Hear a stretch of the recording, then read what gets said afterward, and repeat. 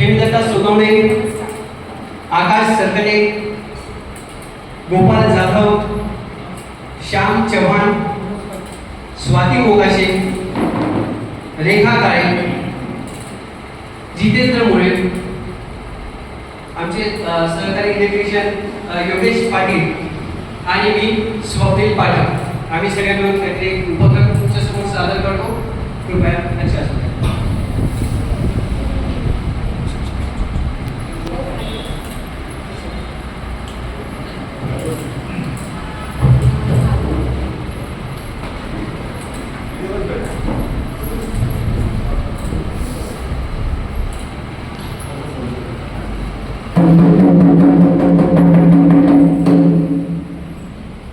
गणपती बाप्पा मोरया, मंगलमूर्ती मोरया. उपस्थित मान्यवर आणि इथे उपस्थित असलेले आणि आरोग्याची काळजी घेणारे आणि न घेणारे माझे आजी आजोबा, काका काकू, मामा मामी या सगळ्यांना आम्ही सोपन हॉस्पिटलचे कर्मचारी नम्र अभिवादन करून सादर करत आहोत पथनाट्य जय आदर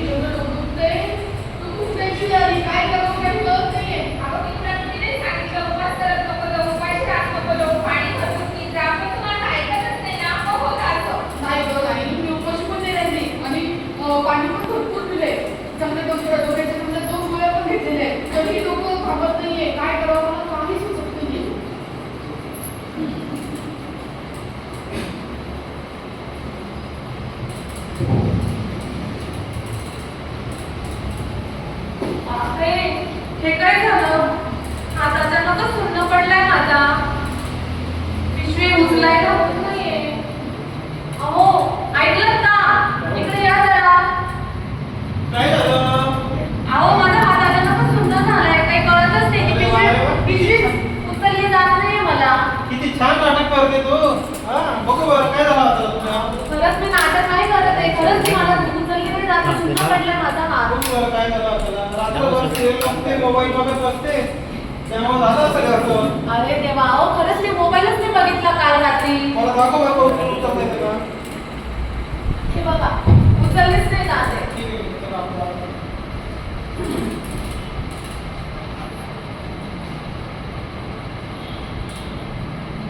अरे ऐकलं का?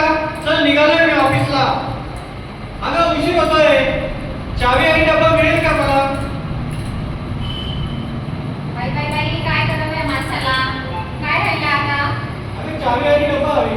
डबा तर दिलाय ना. आम्ही देवाचं दिलं मी डबा आणि चावी तर देवाची खूप जातात. थोड्यामध्ये जास्त दिसत नाही ना तुम्ही. हो का? अगं पण मला खरंच काही आठवत नाहीये ग.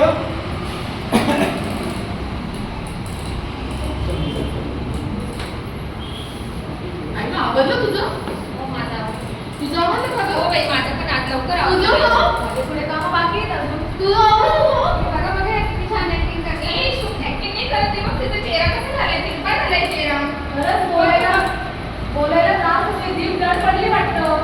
हो बाई ठीक आहे व्यवस्थित ना. असं काही झाल्यावर डॉक्टरची अपॉइंटमेंट घे. गोळ्या घे, औषध घे, पण आधी माहिती घे. गोळ्या घे, औषध घे, पण आधी माहिती घे. आरोग्याची चिंता रे कर. आरोग्याची चिंता रे कर. थोडं ऐकून घे. गोळ्या घे, औषध घे, पण आधी माहिती घे. गोळ्या घे, औषध घे, पण आधी माहिती घे. माहिती घे. अहो कसली माहिती सांगताय तुम्ही सगळेजण? बाबा तू कधी स्ट्रोक ऐकलाय? ऐकलंय? अहो पाहिलाय. रोज आम्ही टीव्ही वरती पाहतो. प्रसाद होत ना. नाही होत नाही. स्ट्रोक काय? स्ट्रोक काय असतो हा शो? कारण काय उपाय काय सांगतो शांतपणे ऐका. आपला मोबाईल घेऊन द्या आणि एकदा शांतपणे ऐका. स्ट्रोक म्हणजे काय? स्ट्रोक म्हणजे काय? स्ट्रोक म्हणजे स्ट्रोक म्हणजे पक्षाघात किंवा जिथे मेंदूला होणारा जो रक्त पुरवठा आहे तो कमी होतो, त्यामुळे मेंदू पेशींचे नुकसान होते. यालाच आपण बोलीभाषेत अर्धांगवायू पॅरालिसिस अटॅक झटका असेही म्हणतो. बाई पण हा स्ट्रोक होतो तरी कसा? म्हणजे स्ट्रोकची लक्षणे तरी कोणती? तर आम्ही सादर केलेले 4 छोटे प्रसंग यामधनं स्ट्रोकची सामान्य लक्षणे काय आहेत हे तुमच्यासारख्या सुज्ञ पब्लिकच्या लक्षात आली असेल. तरी पण सगळ्यांसाठी परत एकदा सांगतो. स्ट्रोकची लक्षणे: चेहरा, हात किंवा पाय अचानकपणे सुन्न होणे, अशक्तपणा येणे, विशेषतः शरीराच्या एका भागात. 2, अचानक गोंधळल्यासारखे वाटणे. 3, बोलण्यात अडचण येणे, अडखळणे. 4, एका किंवा दोन्ही डोळ्यांना अचानक पाहण्यास अडचण येणे. 5, अचानक चालण्यास त्रास होणे. 6, संतुलन बिघडणे, चालण्यास त्रास होणे. 7, अचानक तीव्र डोकेदुखी, बेशुद्ध होणे किंवा उलट्या होणे. ही आहे स्ट्रोकची सामान्य 7 लक्षणे. डॉक्टर मला असं 2-3 दिवसांपूर्वी झालं होतं. 10 ते 20 मिनिटांनी बरं वाटलं. डॉक्टरकडे जाण्याची गरज नाही. सहसा ही लक्षणे 10 ते 20 मिनिटात किंवा कधी कधी एका दिवसात बरी होतात. पण जरी ही लक्षणं बरी झाली तर तरी सुद्धा त्वरित डॉक्टरांना भेटून त्याची अपॉइंटमेंट घेणं महत्त्वाचं. लक्षात घ्या, अशी लक्षणे जाणवल्यावर त्वरित डॉक्टरांची अपॉइंटमेंट घे. गोळ्या घे, औषध घे, पण आधी माहिती घे. गोळ्या घे, औषध घे, पण आधी माहिती घे. आरोग्याची चिंता रे गं, आरोग्याची चिंता रे गं, थोडं ऐकून घे. गोळ्या घे, औषध घे, पण आधी माहिती घे.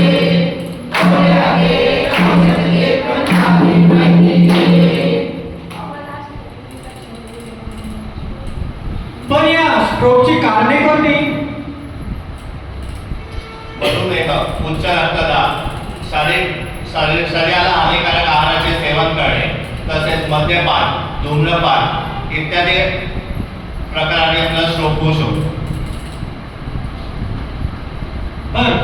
पण स्ट्रोक टाळण्यासाठी काळजी कशी घ्यायची? स्ट्रोक टाळण्यासाठी तुम्ही निरोगी जीवनशैलीचा अवलंब करू शकता. नेहमी व्यायाम करा. त्याच्यामुळे मेंदूचे आरोग्य चांगले राहते. साखर, मीठ आणि चरबीयुक्त पदार्थ मर्यादित खाणे. मोसमातील फळे भाज्या खाण्यावरती भर द्या. बीपी, शुगर नियमितपणे तपासणी करणे. दररोज रात्री किमान 8 तासाची झोप मिळेल याची काळजी घ्या. लक्षात ठेवा, healthy life can save your life.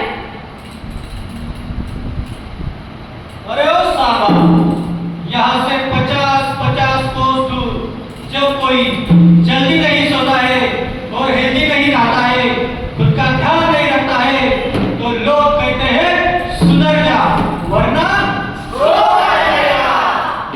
आणि स्ट्रोक आल्यावर डॉक्टरांची अपॉइंटमेंट घे.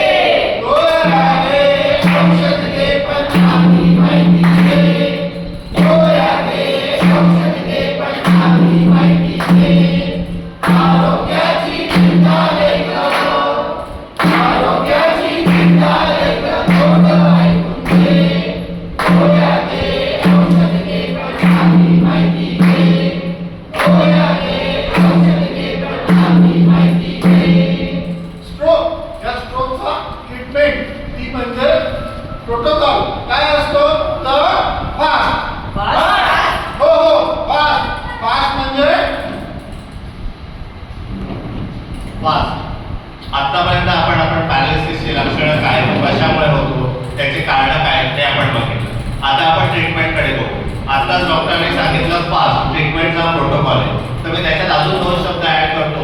बी फास्ट. बी हा 6 अक्षरांचा शब्द आहे. BEFAST. याच्यामध्ये मेनली आपले लक्षणं सांगितले आहे मी फास्ट मध्ये. बी म्हणजे बॅलन्स, चालताना आपल्याला बॅलन्स जाणं किंवा चालण्यात अडखळणे. ई म्हणजे आयसाईट, आयसाईट डोळ्याची दृष्टी जाणं. याच्यामध्ये आपण नॉर्मल पण ज्यांना चष्मा आहे त्यांना अंधुक दिसतं, पण पॅरालिसिसचं जे अंधुक दिसणं आहे ते एका डोळ्याने अर्धवट दोन दिसतं. समोरची जी गोष्ट आहे ती आपल्याला 2 दिसते.